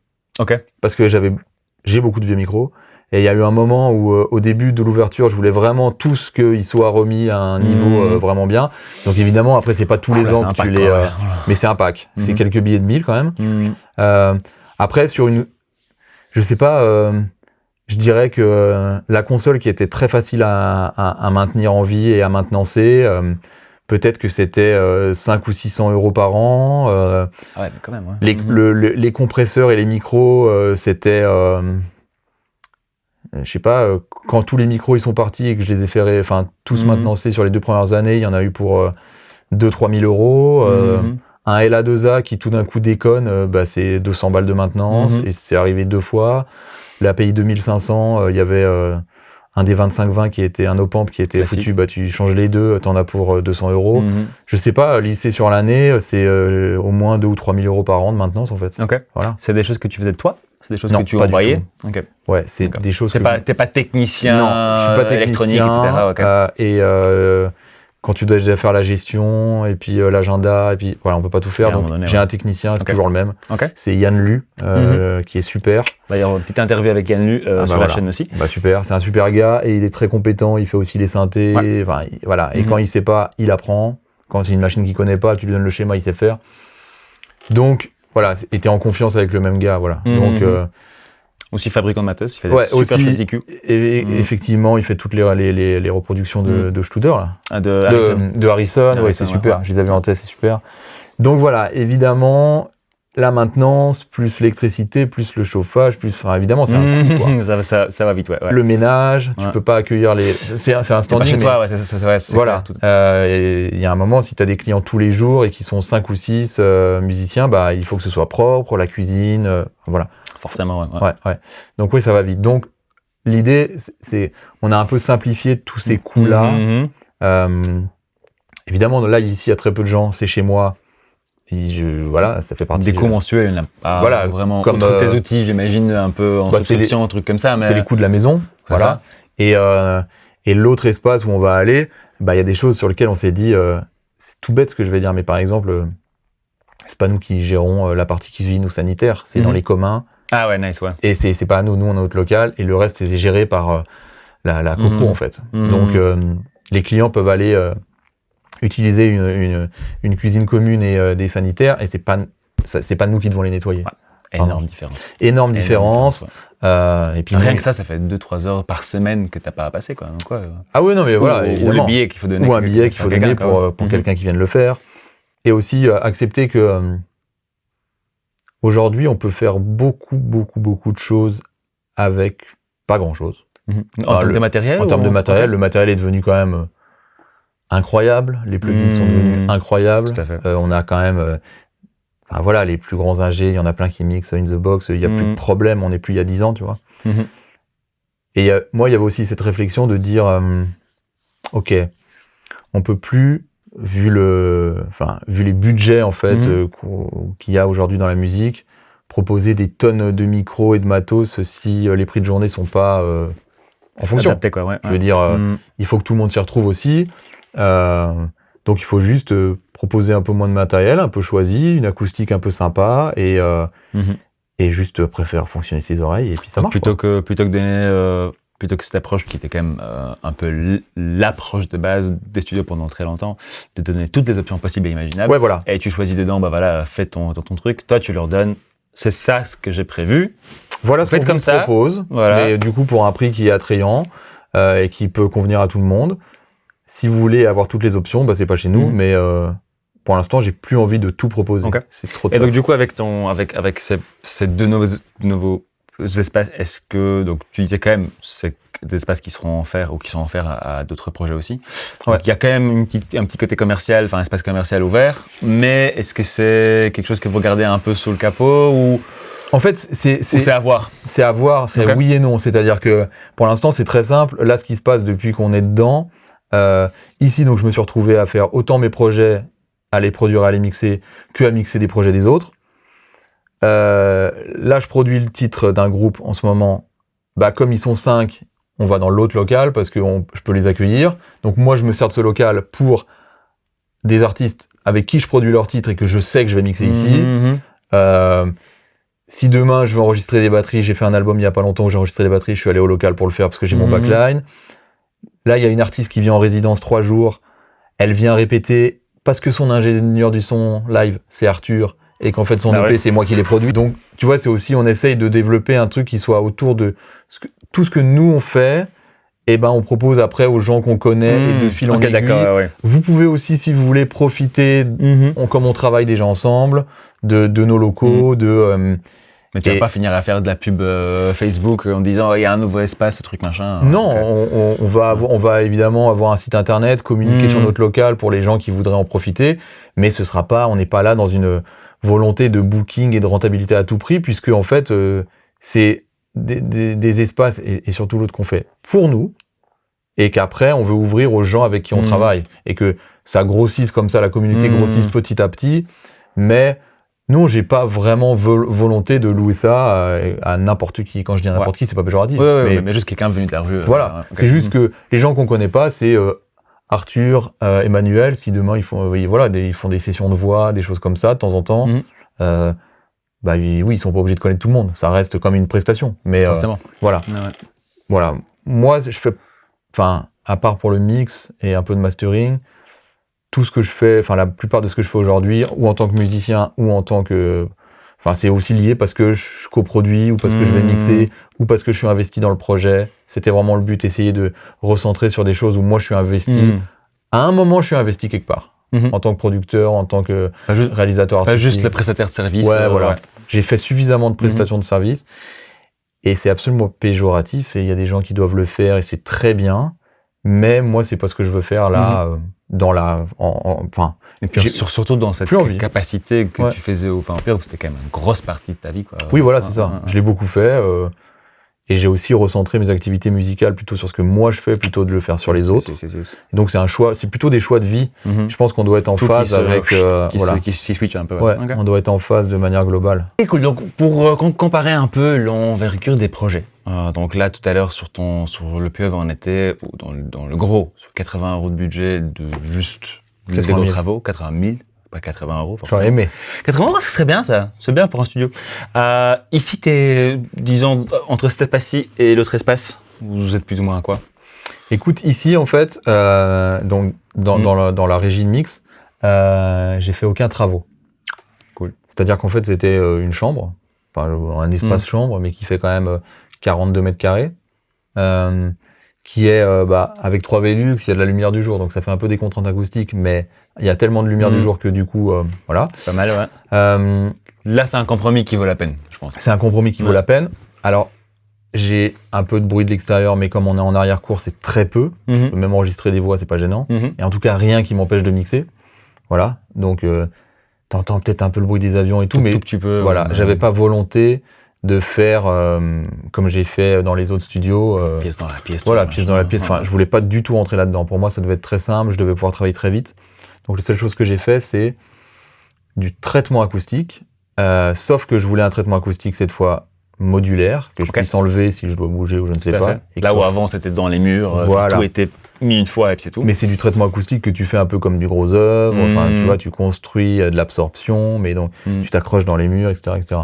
Là, en fait, j'ai fait tout ça à base de panneaux acoustiques, donc de différentes factures, et de différentes marques. En gros, et Geek Acoustique, les jaunes, parce que en fait, j'en ai trouvé d'occasion, et surtout les beiges qui sont Kiss Your Ears, qui est une marque allemande, qui fait ça à Berlin.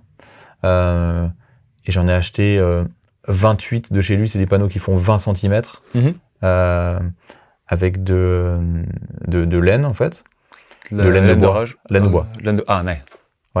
Voilà. Plus sympa aussi, ouais. Voilà, je veux plus... J'imagine que c'est genre 16 cm de laine à c'est l'intérieur. 18 cm. 18 cm avec un petit gap à l'arrière. Voilà.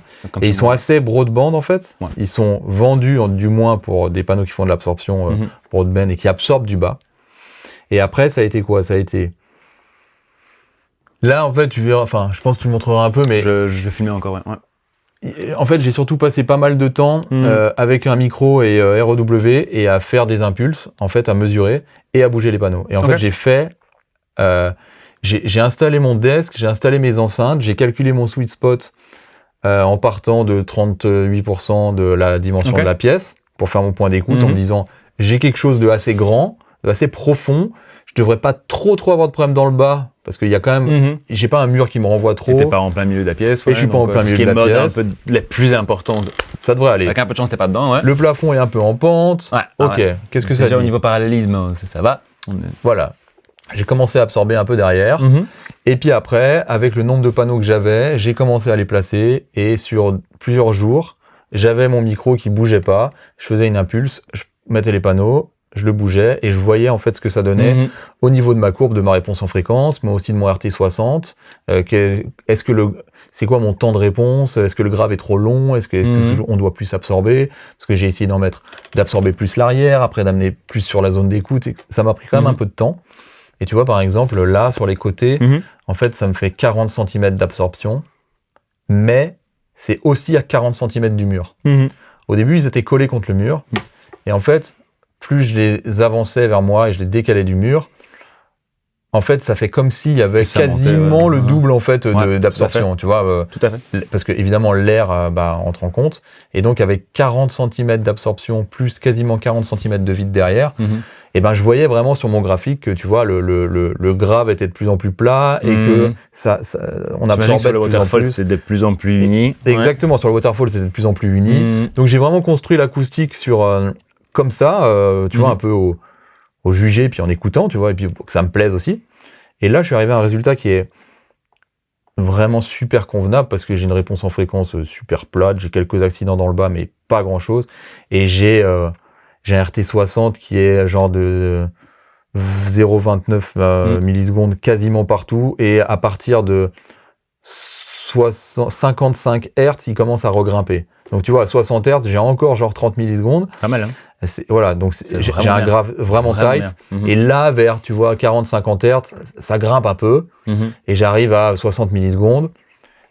Mais ça s'entend pas spécialement au point d'écoute, ça se ressent peut-être un peu plus tôt au fond. Oui, j'imagine, là où ça traîne un peu. Où ça traîne un peu.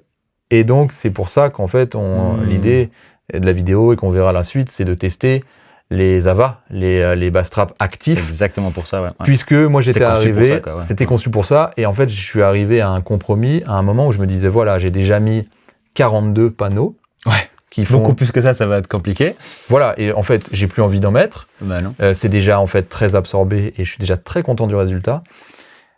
Si je veux absorber vraiment l'extrême grave, plus il va falloir que je rentre dans des contextes, dans des choses plus compliquées, type des membranes, donc des absorbeurs qui ciblent vraiment des fréquences propres. Mais ça va être grand, ça va prendre de la place, ça va faire beaucoup de choses à construire, du temps. J'ai pas spécialement le temps de le faire, j'ai pas spécialement l'envie. Et la promesse de ces de bass trap actifs, c'est que en fait tu les poses, tu cherches les coins dans la pièce où ils auront le plus à absorber, et c'est censé régler ce genre de choses, on/off. Donc on verra demain dans nos tests, et on va le voir au graphique. Mais en tout cas voilà, ici j'ai pu en 3 jours installer mes panneaux et me mettre à mixer et me dire en fait ça sonne très bien, très cool. Et tu pourras faire des écoutes. Et je suis hyper content, tu vois. Et quand je mixe, je suis en confiance, j'ai aucun problème avec ça translate parfaitement. Ouais. Surtout que tu viens quand même d'un studio étudié. Oui, voilà, je viens d'un studio étudié, etc. Quoi, donc, et ça fait donc maintenant 22 ans que je fais ça, donc je commence à savoir un petit peu ce que je veux entendre et ce qu'il me faut pour pouvoir bosser, voilà. Et surtout, si demain je dois bouger d'endroit, on ne sait jamais, eh ben, je prends mes panneaux, en une journée, j'ai démonté. J'enlève les crochets. Voilà. Et de l'autre côté, pareil, quoi, 2 jours, voilà. T'as tout mis, c'est bon. Exactement. En tout cas, tu peux commencer à travailler. Exactement. Moi, j'avais vraiment besoin je savais que quand je vendais le pieuvre, et que comme je savais que dans l'autre local, on allait devoir faire des travaux parce qu'on partait d'une dalle en béton, je savais que mon studio de mix, il fallait que ce soit... moi, une fois que j'ai déménagé, il faut que je puisse bosser. J'avais des choses en cours. Je pouvais pas faire des travaux sur 2 endroits. C'était pas possible. Et puis, je trouve aussi que c'est une approche Enfin, moi, c'est comme ça que j'ai fait mon studio précédent, et celui dans lequel je suis maintenant aussi, à base des panneaux amovibles. Je trouve que pour tout ce qui est à la maison, c'est la seule approche qui a vraiment du sens. Enfin, ou qui n'est pas énorme en termes de budget, et en même temps, voilà, c'est ça, parce qu'on qui ne prend pas des semaines et des semaines, quoi. Donc, on est sur un budget, en fait, qui est quand même... alors, qui est pas ridicule non plus. On fait rien avec 500 €, hein, mais, malheureusement.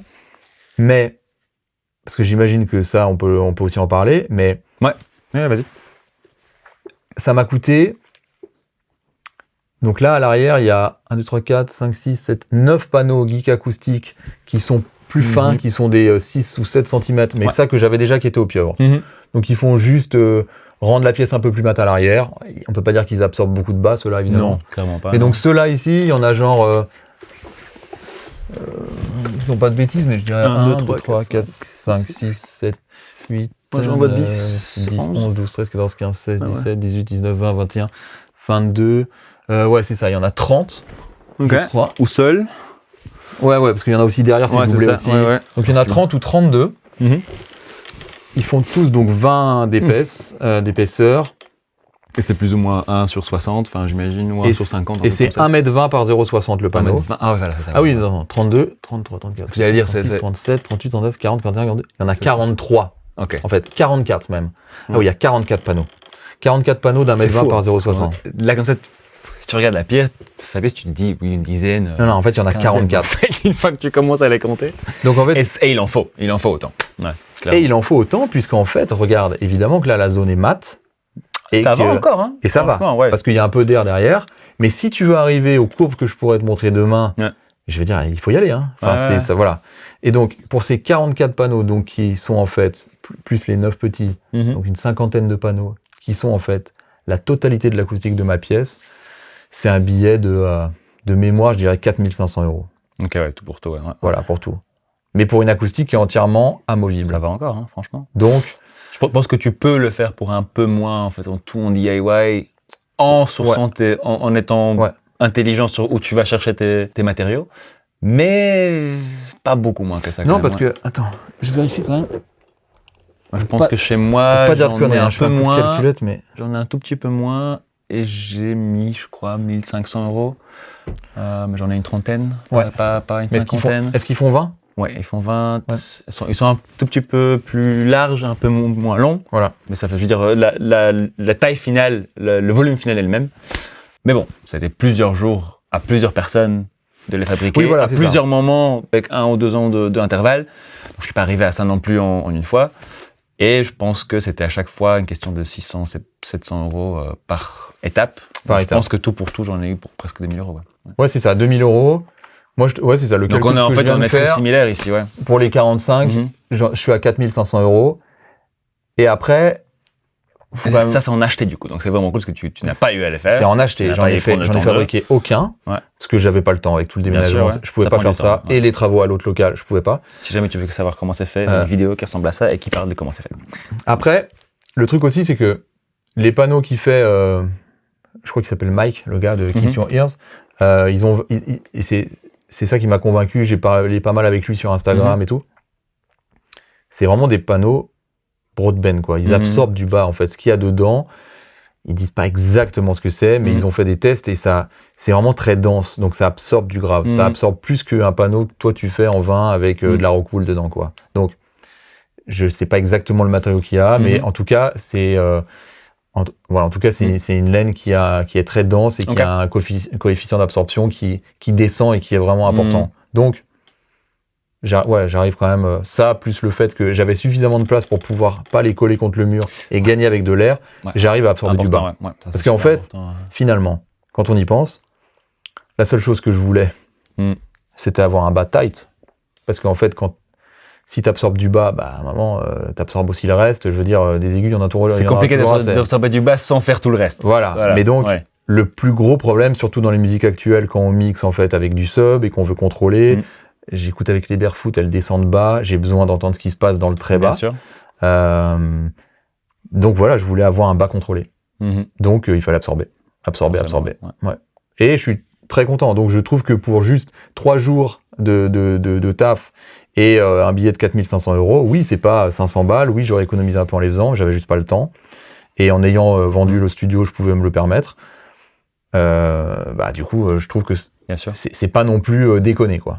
Encore, enfin, comme je disais, donc, comme tu disais, tu as réussi à avoir certains de ces panneaux en moins chers, etc. Ouais, donc, voilà. Si tu cherches un peu le bon endroit, c'est même plus intéressant que de les faire soi-même.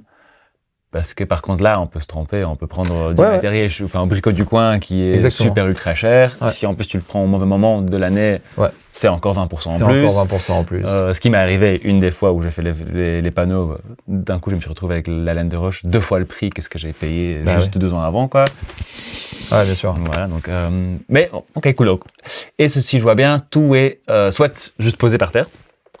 Ou alors un tout petit peu... Non, juste posé par terre. Tout est posé et empilé, sauf au plafond où c'est accroché. C'est ça, où c'est accroché avec des petits crochets en métal. Des petits crochets et des chevilles voilà, super simple. Ouais. Ah ouais, pour faire le plafond, c'est une journée. avec Emmanuel et Arthur. Mhm. Tu passes plus de temps à mesurer pour que ce soit à peu près symétrique. Pour pas faire 3 trous que putain, enfin. Voilà. Et après, j'ai passé plus de temps à faire des pyramides derrière, à les switcher. Ok. Et en faisant mes mesures, Expérimenter le truc. REW, et de voir ce que ça changeait sur mon graphique D'accord. pour essayer de trouver un espèce de truc optimal, quoi. Mhm. Voilà. C'est ça qui est. C'est très marrant, je trouve, ton Voilà. parcours. Maintenant, on part de... Tu es parti du plus gros studio Exactement. pour arriver finalement dans un home studio personnel, Ouais. complètement à l'inverse de la plupart de ce que les gens souvent s'imaginent que les producteurs vont faire. Ouais, mais en même temps, le milieu a évolué en 20 Certainement, ans, et la ouais. manière de fabriquer la musique aussi. Et même si je reste une fan absolue des gros studios j'adore et je trouve ça fantastique. Les besoins ont évolué, nos envies elles évoluent, Mhm. et la manière de faire la musique. Et puis je pense qu'avec le temps, plus on avance, plus on connaît son métier et on a de l'expérience, plus on s'aperçoit qu'il y a plein de choses qu'on a complètement... Enfin, tu vois, on a tous été... Ah ouais, si t'as pas le 1073 et le U47 et le U67 et tous les machins que tout le monde dit qui sont les plus chers, tu peux pas faire une bonne voix, tu peux pas faire un bon disque. Puis avec le recul, tu t'aperçois que ça se joue pas ici. Que le matos, c'est une partie infime, en fait, du processus, mais que ce qui font les bons disques, en fait, c'est pas le matériel, c'est le matériel, mais c'est les bonnes chansons, les bons producteurs Les bonnes oreilles. et les bons Le goût. les bons musiciens et le goût. Ouais. Voilà. Et en fait, c'est surtout le bon goût qui fait la bonne musique. En fait, c'est ça. C'est tout le reste est un choix. Voilà. Il y a Mais qu'à voir c'est le goût travail qui de le Rick. dicte. Il y a qu'à voir le travail de Rick Rubin. Absolument. Il touche pas un micro, il touche pas un instrument, et pourtant c'est un grand producteur. Il a fait des disques qui ont fonctionné et qu'on aime. Donc voilà, je pense que aussi avec le temps, on apprend à savoir vraiment ce qu'on veut. Et on arrête de penser que tout est lié au matos et qu'il faut absolument tout acheter. Avec l'expérience que tu as maintenant, donc ça fait pas très longtemps que tu es ici, mais tu as déjà pu un peu travailler. Est-ce qu'il y a des choses qui te manquent de ce que tu avais avant? Il y a absolument rien qui me manque en fait. Bien au contraire, puisque aujourd'hui j'ai le luxe d'avoir un espace que je suis pas obligé de partager avec quiconque. J'avoue. Tout est absolument branché tout le temps. Donc, je veux dire, j'arrive, je reprends un mix, tout est installé exactement comme moi je veux, parce que voilà, si je veux jouer de la batterie, je joue de la batterie, j'ai déjà la template Pro Tools, les synthés c'est pareil. Je veux dire, en fait, il y a une espèce d'immédiateté avec la créativité, et aussi, et aussi quand je suis en mix, enfin voilà, tout est déjà, mon mix bus qui est simple, hein, j'ai une partie en analogue, bah, il est tout le temps câblé, il bouge pas. C'est toujours le tien, donc il n'y a jamais raison d'utiliser ça pour autre chose. Ouais, voilà, il n'y a pas quelqu'un qui le décable pour s'en servir sur autre chose. Donc, et aussi, j'ai vraiment simplifié mon chemin d'écoute et mon matériel. Et en misant tout sur l'acoustique et sur ce que j'entends. Et finalement, je me retrouve regarde, avec une carte son, j'ai même plus mon convertisseur de mastering, ma paire d'enceintes, 2-3 bécanes et un ordi et les plugins, et puis c'est bon. Voilà. Et puis on se concentre sur la musique et je suis très heureux comme ça. Cool. Ouais, voilà. Nice. Je pense que c'est une belle leçon. Voilà. Belle leçon. Donc surtout pour celles qui ne veulent pas nécessairement faire un studio commercial, c'est tout un autre combat. En 2025, question, est-ce que tu veux vraiment construire un studio commercial? Ça, c'est autre chose. Ça, on peut avoir la conversation dans les commentaires. J'ai mon avis là-dessus. C'est génial de se lancer dans des projets de construction studio. J'ai adoré faire ça. C'est fantastique. Ça, c'est génial. De construire un lieu, un temple de la musique. Franchement, la phase travaux, elle est incroyable. C'est dur, mais c'est génial. Faut aimer, parce qu'il y en a qui détestent cette partie-là. Moi, j'ai adoré à chaque fois. Et je serai prêt encore à le refaire. Un jour, je suis sûr. Voilà. Le prochain pieuvre, il arrive. Cool. Merci beaucoup pour tout ton partage, très honnête et très libre comme ça. Je pense que ça va faire plaisir à tout le monde. Si jamais tu n'as pas encore vu, il y a une deuxième vidéo qui est sortie donc avec tout ça, où on parle des PSI AVA.